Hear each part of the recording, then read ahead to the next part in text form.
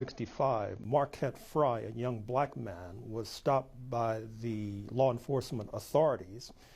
The predictable happened in the sense that there was this rumor that was floated that the authorities were not only manhandling Mr. Fry, but supposedly, although falsely, manhandling and mishandling a young pregnant black woman.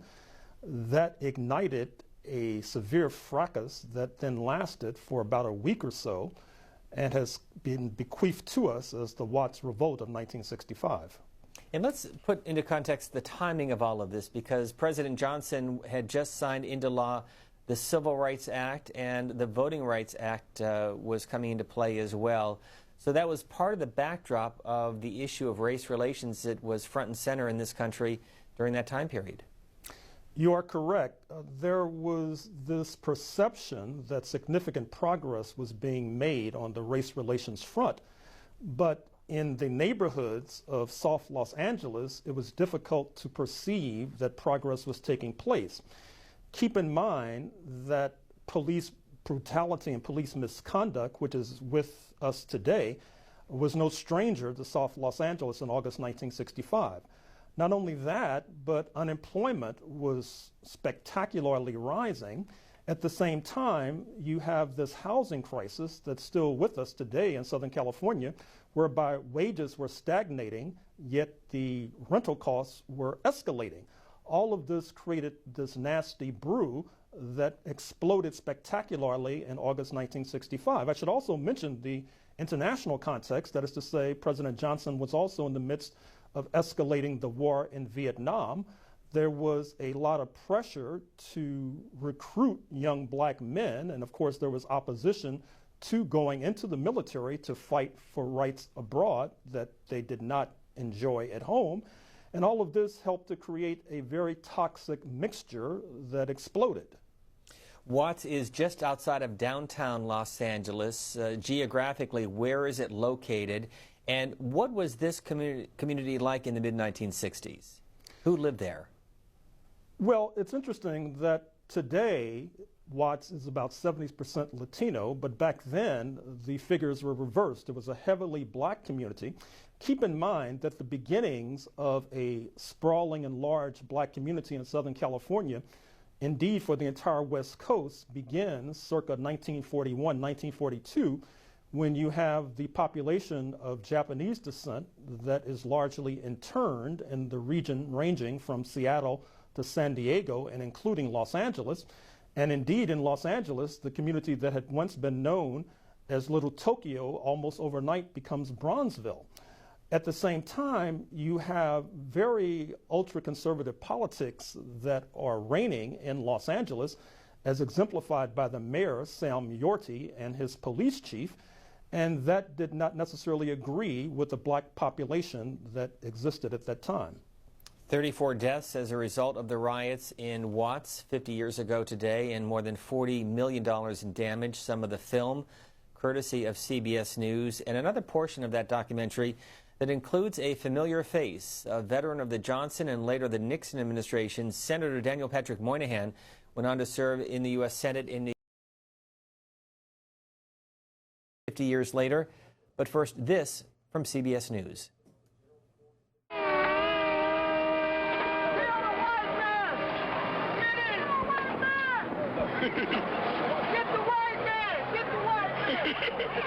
It was the most widespread, most destructive racial violence in American history.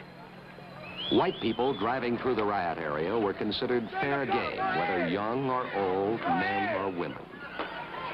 Their cars were battered, the drivers stoned, kicked, and beaten, and the cars were burned. The mobs might groan and curse in disappointment when a white got away, and then cheer like a football crowd when a car went up in flames.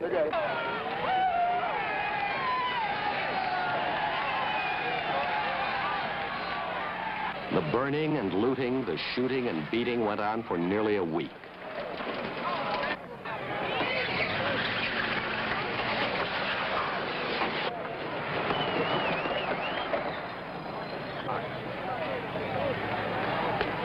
"34 persons were killed, all but 5 of them Negroes. More than 1,000 persons injured or wounded. More than 200 business places destroyed by fire. 700 more smashed, looted, and damaged.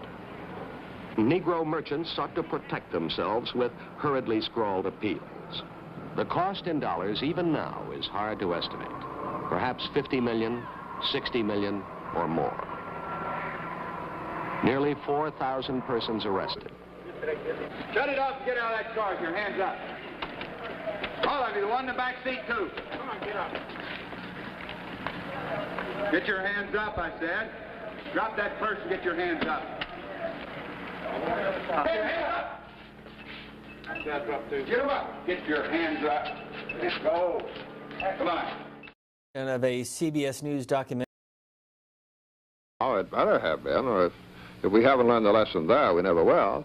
Do you think that what happened was simply a criminal manifestation of disrespect for law? Or do you see it as something related to the social and economic strivings of the Negro population? I think all those factors are involved. I think that the most important recognition that we must give to this situation is that of the 600,000 Negroes who reside in the metropolitan area of Los Angeles, that the Watts riot involved less than 1%. And it is a mistake to group all of these people together because they don't deserve it and it would be inaccurate.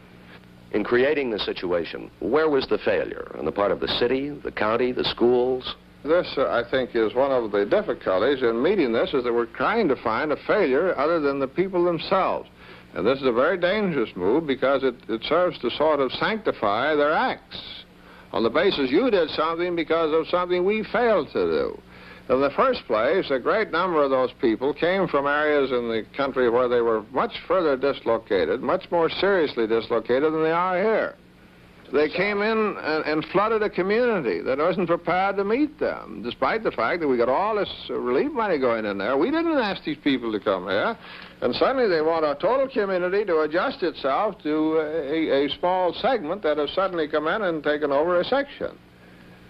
I think this is unreasonable. No, I think that we are almost sadistic in the way we're trying to punish ourselves over this thing without realizing what we have destroyed is a sense of responsibility for our own actions. We have developed a permissive materialistic society in where everybody is the victim of their environment, and therefore they're not to be held responsible for anything, and if you can continue to live in that society, good luck to you. Parker's anger is shared by many, perhaps most whites. His stand is supported by many of them, nearly 120,000 of whom have addressed letters and telegrams to him personally, 99% favorable. Parker believes disrespect for the law imperils the nation. But, says the Negro community, who can respect law that is divorced from justice? Tom Newsom is an attorney in the civil rights movement. During this entire incident, we've heard constant references to respect for law and order. And more particularly, what they mean is respect for law enforcement. Now, to really understand the problems of these people, you'd have to understand what law enforcement has meant to them for 100 years. And we're talking about the white man's law enforcement that's responsible for many of their parents being chased out of the South on one pretext or another. The white man's law enforcement that has resulted in no one being actually prosecuted and convicted for the murder of Medgar Evers, the murder of the 3 civil rights workers, and the murder of Mrs. Lueso. Under those conditions, you can understand that the people aren't going to be reverent about law enforcement and the men who enforce the law. Over and over, Negroes repeat the charge of police that stretch back centuries. It seems to me that that's scapegoating in the purest sense of the term. Professor Horne, this is from one of our viewers saying, bottom line, for the advancement of the civil rights movement, did the Watts riots help or harm the cause? I think that it was a mixed report. That is to say that there were some attempts at affirmative action that came after August 1965. You found that the Los Angeles Times, the major newspaper of that region, decided that it would be worthwhile to have black and minority reporters covering sensitive racial matters, and they began a program of hiring. You saw a certain kind of affirmative action within the University of California system, within the California State University system. But it's also fair to say that there was a kind of what was referred to then as a white backlash, what might be called a counter-revolution against the idea of racial equality. And this was represented in November 1966 when Ronald Wilson Reagan was elected governor of California, defeating the father of the present governor, that is to say, defeating Pat Brown, on the premise that there would be no Watts 1965 or Berkeley 1964, referring to the student revolt at the University of California system. There would be no such happenings on his watch.